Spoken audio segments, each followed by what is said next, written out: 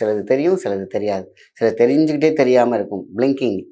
நான் முழிச்சு தலனி நின்ட்டேன்ப்பா. என்னன்னே தெரியல. திடீர்னு முழி பிதுங்கிருச்சுப்பாம்மா. காரணம் பிளாக், அன்பிளாக். ஸோ ஒரு கிளாக் வாழ்க்கையின் காலச்சக்கரம் இந்த கிளாக்கை நமக்காக இயங்க வைக்க வேண்டும், நமக்காக சுத்த வைக்கணும், நம்ம சுத்த வைக்கணும். அதுக்கு ஒரு பவர் வேணும். ஒரு கிளாக்கு நம்ம பேட்டரி போடணும், இல்லைன்னா கீ கொடுக்கணும், ஒரு சக்கரம் சுழல வேண்டும். அதுக்கு ஒரு பவர் தேவைப்படுது பார்த்தீங்களா, ஒரு எனர்ஜி தேவைப்படுது பார்த்தீங்களா, அதை பற்றி தான் இப்போ பார்க்க போகிறோம்.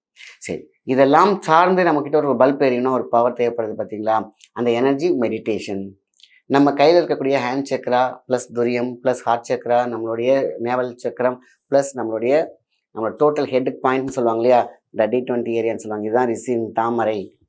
ஸோ மெடிடேஷன் தி பெஸ்ட்டு. அது அழகான ஒரு சக்கரத்துக்குள்ளார ஒரு புள்ளிக்குள்ளார ஒரு அழகான ஒரு சூத்திரம் இருக்கிறது. நம்ம கையில் வச்சுட்டு நம்மளோட வெறும் கையை வச்சு, இங்கே பாருங்களேன், இந்த கை இருக்குது சொல்லுவாங்க. இந்த ரேகி பண்ணுறவங்களாம் பார்த்தீங்கன்னா அப்படியே எனர்ஜி பண்ணிகிட்டே இருப்பாங்க. அப்படியே பண்ணால் ஒரு எனர்ஜி இருக்கும். அப்படியே ஃபஸ்ட்டு 1 2 3 4 ஒரு ஈர்ப்பு வர மாதிரி இருக்கும். அதை அப்படியே க்ளோஸ் பண்ணி இப்படி வச்சுக்கணும். சும்மாவே பட்டுட்டோம். டீப் பிரீத் ஒரு 10 வாட்டி நாடி சுத்தமாயிடும். அப்போ என்னாகும், இந்த இடத்துல பார்த்தீங்கன்னா ஒரு வெப்பம் உள்ளே இருக்கும். நீங்கள் அப்படி கவனிச்சு நல்லா உங்களை நல்லா பிரீத் பொறுமையாக நல்லா ஒரு 10-15 வாட்டி விட்ட பிறகு அப்படி கையை வச்சு கொஞ்சம் கவனிச்சிங்கன்னா, மனசை உள்ளே வச்சு பார்த்தீங்கன்னா அழகாக ஒரு வெப்பம் இருக்கும் இந்த கைக்குள்ளார. அதுதான் இந்த பவர். அப்போ என்ன பண்ணுறோம், எனக்கு தேவையான விஷயம், என்னுடைய பவர் எனக்குள்ளே இருக்குது, நான் சாதிச்சுக்கிட்டே இருப்பேன், நான் தடங்கள் இருக்காது, எனக்குள்ளே அதிர்ஷ்டம் பெருகிக்கிட்டே இருக்கும், நான் பவர்ஃபுல்லாக இருப்பேன், நான் தோல்வியே அடைய மாட்டேன். இந்த ஹீட்டு உடம்பு ஃபுல்லாக பரவும். அதுதான் பவர். உங்களுடைய பவர் தான் அது அதிக பவராக மாறும். அப்போ என்ன பண்ணுறோம், அப்படியே கையை அசைக்காமல் அப்படியே வச்சுக்கோங்க, இல்லை மடியில் வச்சுக்கோங்க. நல்லா திருப்பி டீப் பிரீத் எடுத்தீங்க பார்த்தீங்களா, அதேமாதிரி மனசு எங்கே வைக்கணும், இந்த நெத்தியில் பொட்டில் வைக்கிறீங்க. அதை வச்சுட்டு திருப்பி என்ன பண்ணுறீங்கன்னா, உடல் முழுவதும் சக்தி பரவிக்கிட்டு இருக்குது, நான் அதிர்ஷ்டக்காரனாக மாறிக்கிட்டு இருக்கேன். அவ்வளோதான், சிம்பிள். ஒரு 3 வாட்டி நினச்சா போதும்.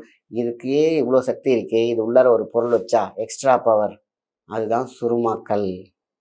நாட்டு மருந்து கடையில் சுருமாக்கல்னு கேட்டிங்கன்னா தருவாங்க. அடுத்தது ஜாதிக்காய். இதுக்கு வேறு ஒரு எனர்ஜி உண்டு. அப்போ என்ன பண்ணுறோம், வெறும் கையை வச்சாலே அவ்வளோ ஹீட் எனர்ஜி நமக்கு ரொட்டேட் ஆகுது இல்லையா.